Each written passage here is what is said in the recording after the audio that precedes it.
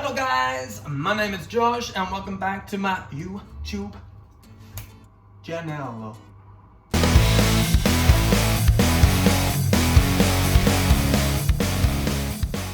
Hi guys, welcome back.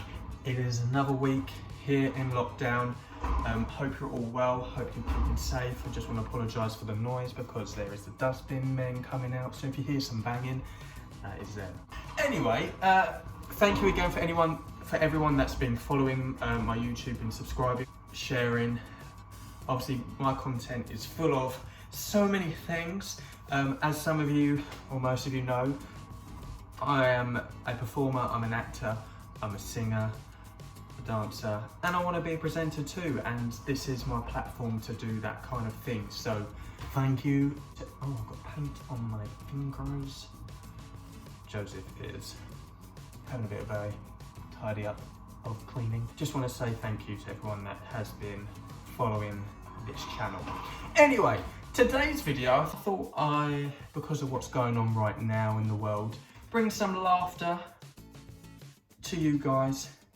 And today I'm going to be starting just a little series. We'll be doing this every so often, called West End Bloopers.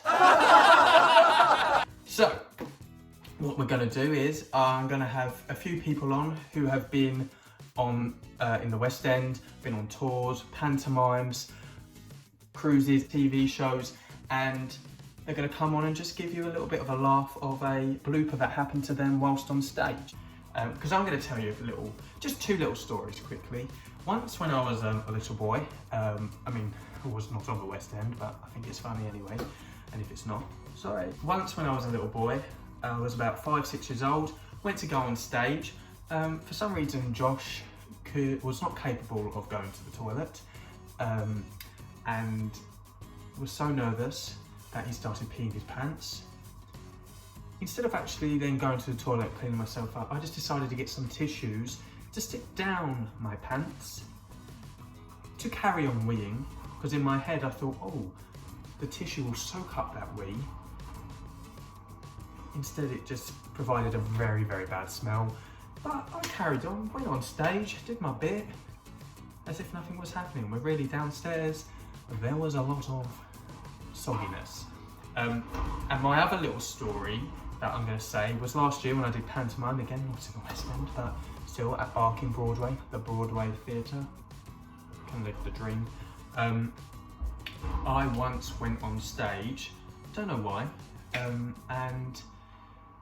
was just about to run on stage to Jill, which is Gabs. Here's Gabs. Did a little duet with her last week. If you haven't seen it, check it out. And I was just about to go on stage and I was supposed to say the line, "Jill, I found you at last!" Croaky. But instead I decided to change it up a bit and I ran on and went, "Jack, I found you at last!" Then had to carry on, and from that point onwards, me and Gab started to get a little bit of the gigs, and we had a duet coming up straight after that. I know I feel like it maybe is a bit of a you had to be there moment, but it was absolutely hilarious.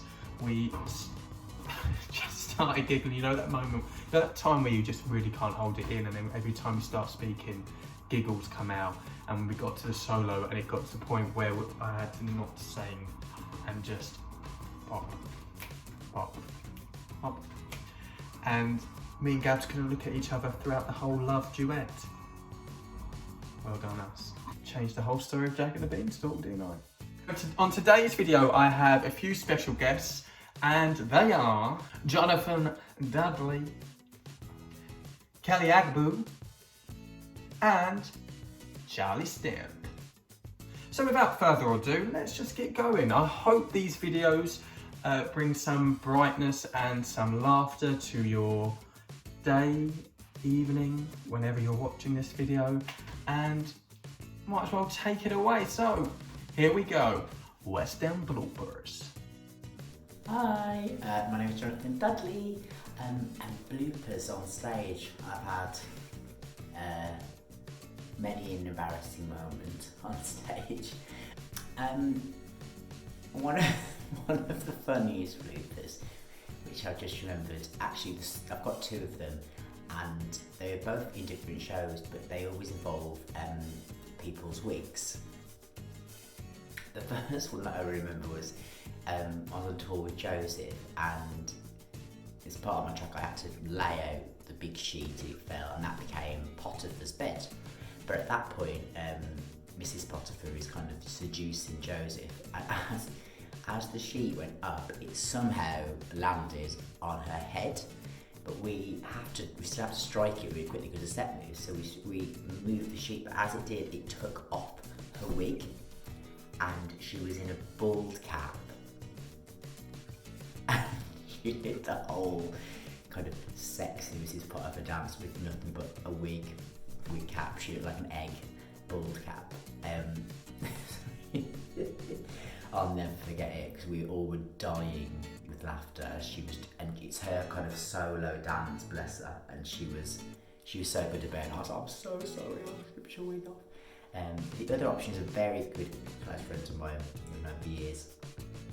In Wicked, she has a wig which is like 2 big horns that come out, and we have to freeze in the opening, and Linda tells the story of Elphaba, and she's next to me in the freeze, and I thought, what is going on? And her wig was just falling further and further and further back, so I could just see her own hair and all of her, pink curls, and this saggy wig that was just falling down. It just didn't sound that funny, but when you're on stage and these things happen, you are...